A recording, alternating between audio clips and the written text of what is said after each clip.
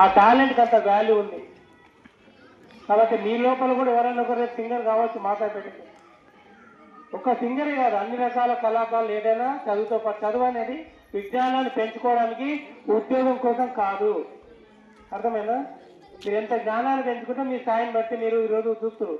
మంచి డాక్టర్స్ అయ్యి ఉండి ఈరోజు మత్తు పదార్థాలను తయారు చేసి రాష్ట్రంలో లక్షల మంది చంపడానికి కుట్ర పని నిన్న దొరికింది. చూసిరు కదా, డాక్టర్లుగా చదివిన వ్యక్తులు. మరి యువత సమాజం ఎక్కడ పోతుందో ఒకసారి ఆలోచించండి. చదువుకున్నదేంటి? వైద్య వృత్తి. ఈరోజు విషయాన్ని 10 మందికి ప్రసాదంలో వంచి, నీళ్ళలో వంచి లక్షల మంది చంపాలని కుట్రలు పడుతుంది.